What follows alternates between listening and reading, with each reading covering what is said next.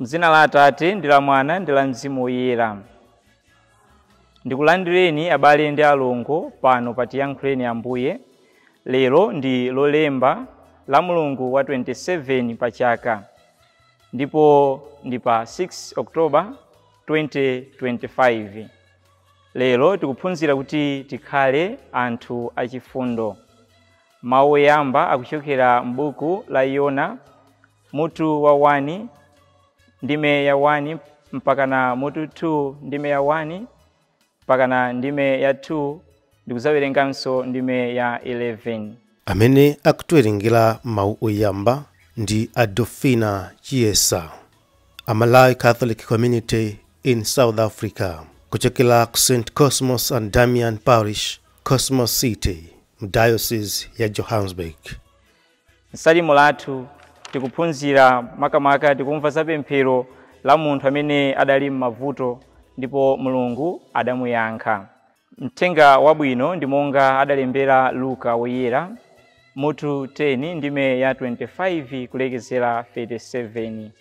Amene akutiwerengera mawu a mthenga woyera komanso kutigawira mawu ndi Deacon Alfred Semani Banda, kuchokera ku The Immaculate Heart of Mary, Namandanje Parish, mu Diocese ya Mangochi. Tiyeni abale tisinkhesinkhe limodzi. Mawu oyamba. Mawu a m'buku la mneneri Yona. Tsiku lina Chauta adapasa Yona, mwana wa Amitai, uthenga wakuti, nyamuka, upite ku Ninive, mzinda waukulu uja. Ukawazuzule momveka ndithu anthu chifukwa ndaona kuyipa kwawo. Koma Yona pofuna kuthawa Chauta, adanyamuka nkumapita ku Tarisisi. Adapita ku mzinda wa Yopa, kumene adapeza chombo chopita ku Tarisisi. Adagula tikiti nalowa mchombomo kuti apite nawo ku Tarisisi, kuti choncho athawe Chauta. Koma Chauta adawusa namondwe, ndipo nyanja idayamba kuinduka kwambiri ndi namondweyo, kotero kuti chombo chidali pafupi kuonongeka. Oyendesa chombo adachita mantha, aliyense nkumalirira Mulungu wake. Adayamba kuponya katundu mnyanja kuti chombo chipepuke. Mmenemo nkuti Yona atasikira mkatikati mwa chombo, ali mtulo tofanato.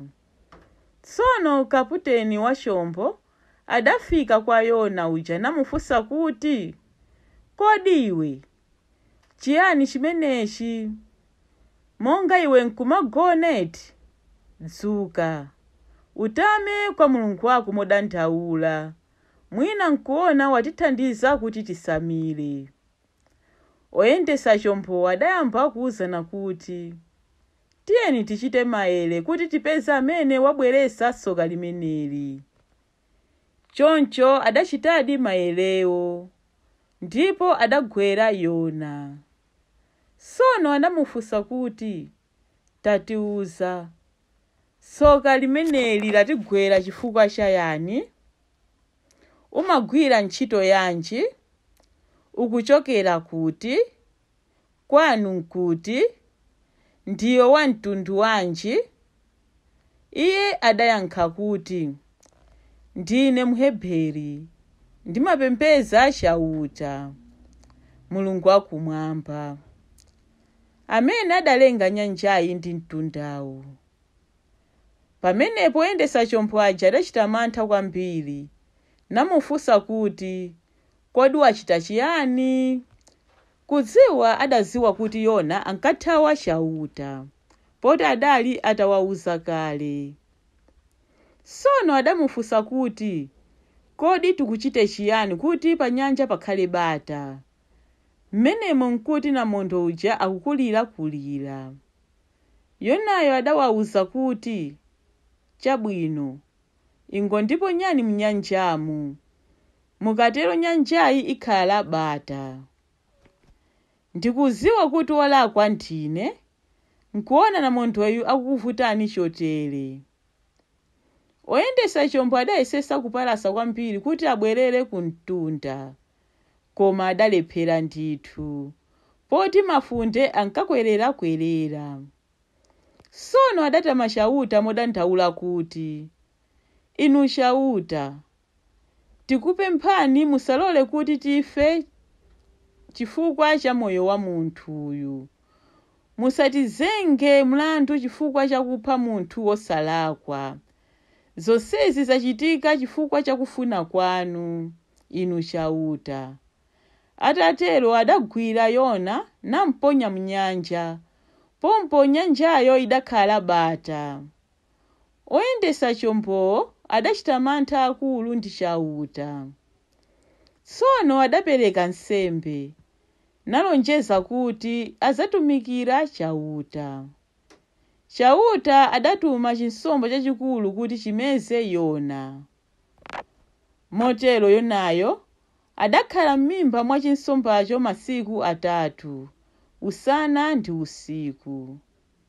Tsono Yona ali m'mimba mwa chinsomba chija, adayamba kutama Chauta modandaula. Apo Chauta adalamula chinsomba chija kuti chinsanzire Yona ku mtunda. Mawu a Chauta. Tithokoze Mulungu. Ambuye akhale nanu. Mawu a muthenga woyera monga adalembera Luka.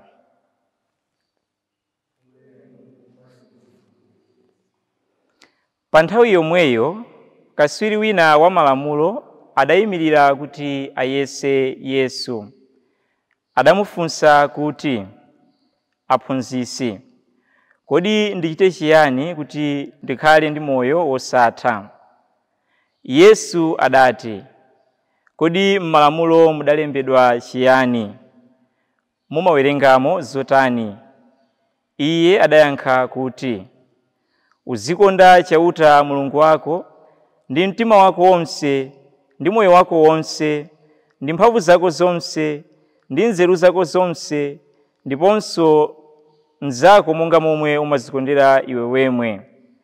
Yesu adati, mwayankha bwino, kachiteni zimenezi, ndipo mudzakhala moyo. Koma munthu uja pofuna kuzionesa ngati wolungama, adafunsa Yesu kuti, nanga mnzangayo ndani? Apo Yesu adati, munthu wina ankasikira ku Yeriko kuchokera ku Yerusalemu. Pa njira achifwamba adamugwira, adamuvula zovala, nammenya nkumusiya ali thasa, ali pafupi kufa. Ndiye zidangochitika kuti wansembe wina ankapita pa njira yomweyo. Pamene adaona munthu uja, adangomulambalala. Chimozimozinso Mlevi wina adafika pamalopo, ndipo pamene adaona munthuyo, nayenso adangomulambalala.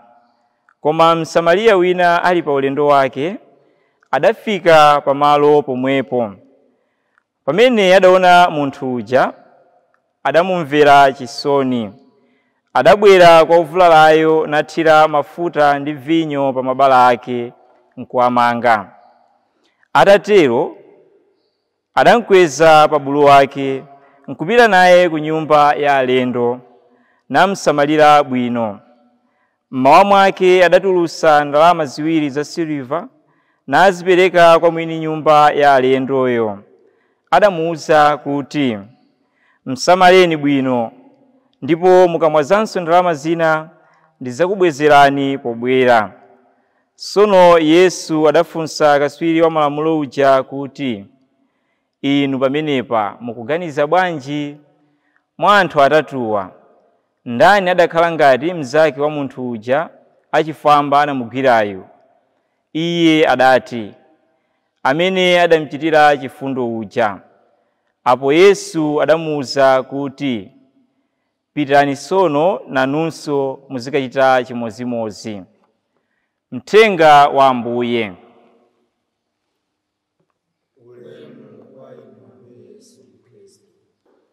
Tikhale achifundo. Mulungu ndi wachifundo ndipo ndi cholinga chake kuti tonsefe tikapulumuke.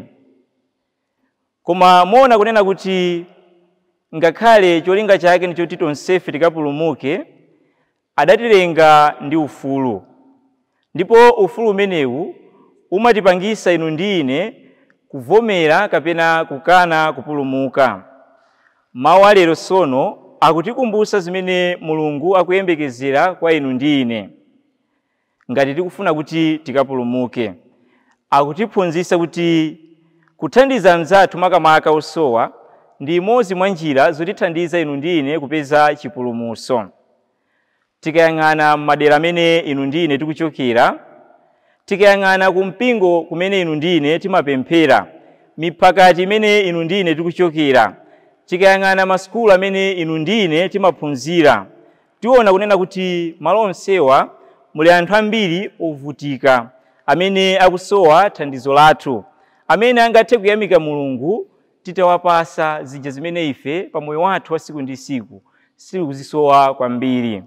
Tili mwina ndi zovala zimene pa moyo wathu timatha kuzivala zina pa chaka kamodzi, zina pa mwezi kamodzi.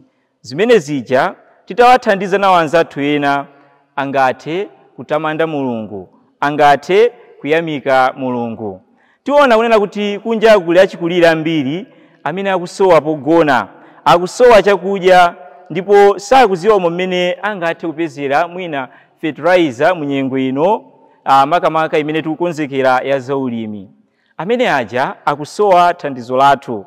Kunjaku kuli ana amasiye amene akusowekera chakudya, akusowekera school fees. Onsewa akusowekera kuti inu ndi ine tiwasamalire pa moyo wathu wa siku ndi siku. Kuli anthu ena amene akudwala muzipatala, sangathe kugwira ntchito kuti apeze zosowa zawo pa moyo wawo wa siku ndi siku. Anthu amenewa Mulungu msiku la lero akutiphunzitsa kunena kuti akusowa chifundo chathu. Chikhristu, abale anga okondeka mwa Ambuye, chimatipempha kuti tithandize amzathu makamaka amene ali osowa, ngati mene akuchitira Msamariya wachifundoyu mu uthenga wabwino wa msiku la lero.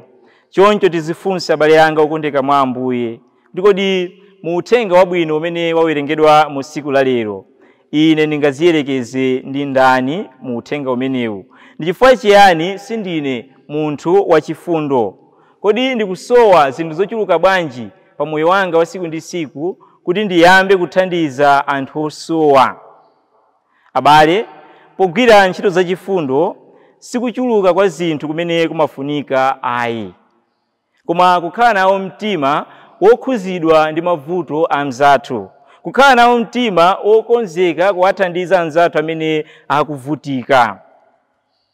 Nthawi zonse tizikumbukira kuti chikhulupiriro chopanda ntchito zake mchakufa. Ndipo Mulungu adatilenga inu ndi ine popanda ife, koma sazatipulumutsa popanda ife kuchitapo kanthu. Tiyenera kuchita kanthu kuti chipulumutso chimenechi tithe kuchipeza pa moyo wathu wa siku ndi siku. Tiwapemphe Ambuye Yesu Khristu msiku la lero kuti atithandize kukhala nawo mtima wachifundo, atithandize kukhala nawo mtima wokhuzika ndi mavuto a mzathu, ndipo atithandize kutipasa mtima wokonzeka nthawi zonse kuwachitira chifundo anzathu amene akudusa mavuto osiyanasiyana. Ambuye Yesu Khristu tidalira inu. M'dzina la Atate ndi la Mwana ndi la Mzimu Woyera. Amen.